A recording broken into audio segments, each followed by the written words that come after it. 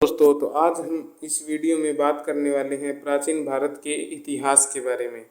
यह प्राचीन भारत के इतिहास का पार्ट नंबर 5 है। पार्ट नंबर 4 में हमने मौर्य काल के बारे में जाना था और इस पार्ट में हम मौर्योत्तर काल के बारे में जानेंगे, जो कि शुंग सातवाहन से लेकर कनिष्क वंश तक है। तो चलिए करते हैं मौर्योत्तर काल स्टार्ट।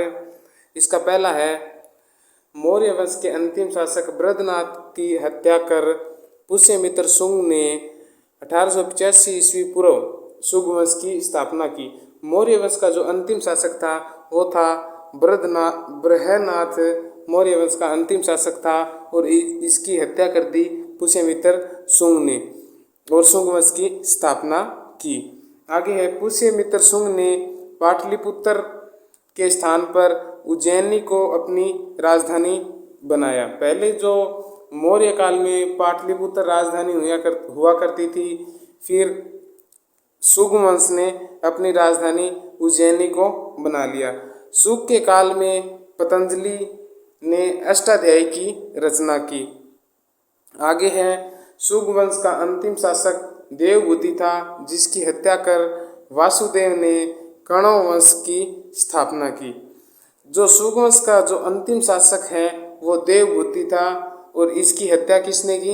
वासुदेव ने, और स्थापना कर ली कण्व वंश की। आगे है, अंतिम कण्व वंश शासक सुशर्मा की हत्या कर सिमुक ने सातवाहन वंश की स्थापना की। जो अंतिम कण्व शासक था वो सुशर्मा था और उसकी हत्या कर दी सिमुक ने और सातवाहन वंश की स्थापना की। आगे है, इस वर्ष का प्रतापी शासक गौतमीपुत्र सतकर्णी था। सातवाहन वंश की स्थापना होने में इसमें जो सर्वशक्तिशाली व्यक्ति था उसका नाम था गौतमीपुत्र सातकर्णी। क्या नाम था? गौतमीपुत्र सातकर्णी।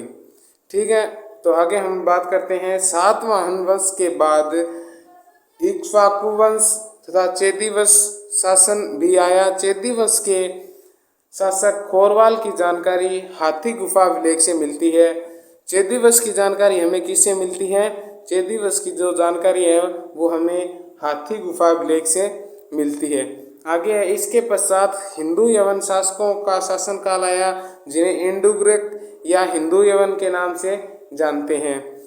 हिंदू यूनानी शासकों में मिनाड सबसे प्रसिद्ध था, जिसने नागसेन के बौद्ध धर्म की दीक्षा ली, जिसकी जानकारी हमें महाप्लिंदो नामक ग्रंथ से मिलती है।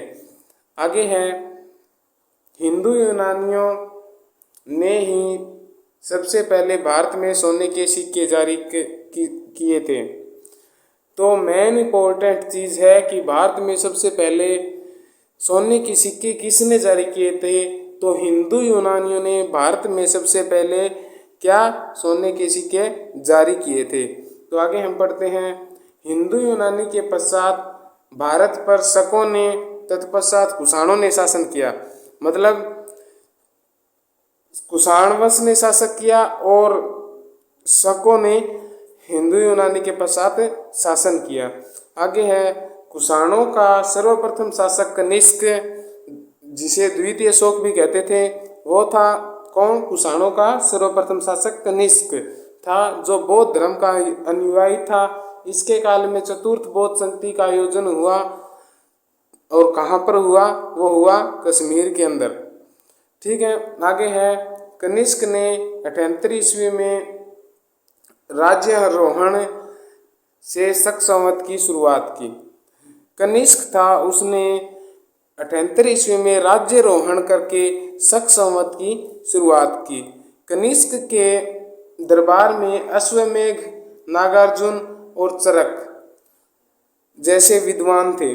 जो कनिष्क का दरबार था उसमें इन लोगों जैसे विद्वान रहते थे। चरक, जिसने चरक संहिता लिखी है, ऐसे विद्वान थे। तो आज की वीडियो में बस इतना ही।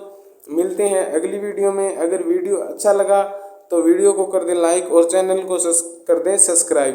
धन्यवाद दोस्तों। जय हिंद, जय भारत।